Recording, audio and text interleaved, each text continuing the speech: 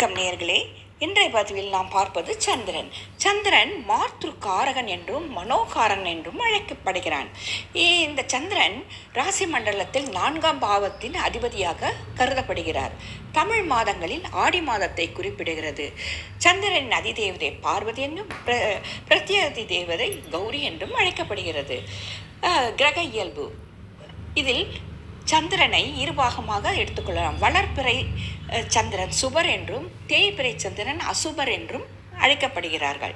வேறு பெயர்கள் சோமன், திங்கள், மதி, சசி, இந்து ஆகியவை ஆகும். உரிய தலங்கள் திருப்பதி மற்றும் திங்களூர். இந்த இடங்கள் சந்திரனுக்கு முக்கியத்துவம் வாய்ந்த உடலாகும். நமக்கு வார நாட்கள் ஞாயிறு, திங்கள், செவ்வாய், புதன், வியாழன், வெள்ளி, சனி என்று நாம் 7 நாட்களை கொள்கிறோம். இந்த 7 நாட்களும் ஒவ்வொரு கிரகத்தின் பெயரால் தான் வழங்கப்படுகிறது. ஞாயிறு சூரியனை குறிக்கும், திங்கள் சந்திரனை குறிக்கும், செவ்வாயை குறிக்கும், புதனை குறிக்கும், புதன் கிரகத்தை குறிக்கும், வியாழன் குரு கிரகத்தை குறிக்கும் மற்றும் வெள்ளி சுக்கிரனை குறிக்கும், சனி கிரகத்தை குறிக்கும். இதனிடையே ராகு, கேது என்று 2 கிரகங்கள், அதாவது நிழல் கிரகங்கள். ராகு கேதுவை பற்றிய ஒரு புராண கதை உள்ளது. அந்த கதை இப்பொழுது நாம் பார்ப்போம். தற்காலத்துக்கு இது எவ்வாறு உதவுகிறது என்று பார்ப்போம். வெங்காயமும் பூண்டும் ஒரு அசுரனின் உடலில் இருந்து பிறந்தது என்று சொன்னால் நம்புவீர்களா? இன்னைக்கும் பல இந்து மத வழிபாடுகளில் கடவுளுக்கு படைக்கும் பிரசாதத்தில் வெங்காயம் பூண்டு சேர்க்காம சமைக்கிறத நம்ம பார்த்திருப்போம். ஆனா அது ஏன் என்று யோசிச்சிருக்கீங்களா? யுகங்கள் கடந்தும் நம்பப்படும் ஒரு ஹிந்து மித்தாலஜி ஸ்டோரியை இந்த குறுங்காணொலி உங்களுக்கு காண்பிக்கும். சமுத்திர மந்தனத்தின் போது, அதாவது பார்க்கடல் கடைந்த போது, அமிர்த கும்பத்தை ஏந்தி கொண்டு தன்வந்திரி பெருமாள் கடலில் இருந்து வெளியே வந்தார். அமிர்தத்தை ருசிக்க ஆசையுடன் தேவர்கள் மற்றும் அசுரர்கள் அனைவரும் காத்திருந்தனர். அப்போது விஷ்ணு பெருமான் மோகினியாக அவதரித்து அமிர்தத்தை பகிர்ந்து வழங்கத் தொடங்கினார். ஆனால் அமிர்தத்தை சுவைக்கும் நோக்கில் ஸ்வர்பானு என்ற அசுரன் தேவர்களிடையே பதுங்கி மோகினியின் கையில் இருந்து அமிர்தத்தை தானும் பெற்று குடித்து விட்டான். இதை கவனித்த சூரியனும் சந்திரனும் உடனே மோகினிக்கு தெரிவித்தனர். விஷ்ணு தன்னுடைய உண்மை உருவத்தை காட்டி சுதர்சன சக்கரத்தால் ஸ்வர்பானுவின் தலையை வெட்டினார். ஆனா கதையில இங்கதான் ட்விஸ்ட்.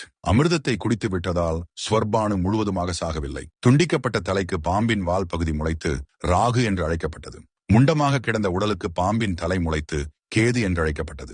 ராகுவின் கழுத்திலிருந்து விழுந்த அமிர்தத்தின் சொட்டுகளிலிருந்து பூண்டு மற்றும் வெங்காய செடிகள் பூமியில் பிறந்ததாக நம்பப்படுகிறது.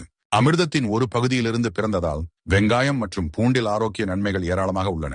ஆனால் அவை ஒரு அசுரரின் உடலில் இருந்து வந்ததால் அவற்றை உண்பது தமஸ் மற்றும் ரஜஸ் குணங்களை அதிகரிக்கும், அதாவது ஆசை, கோபம் போன்றவற்றை வளர்க்கும் என்று சொல்லப்படுகிறது.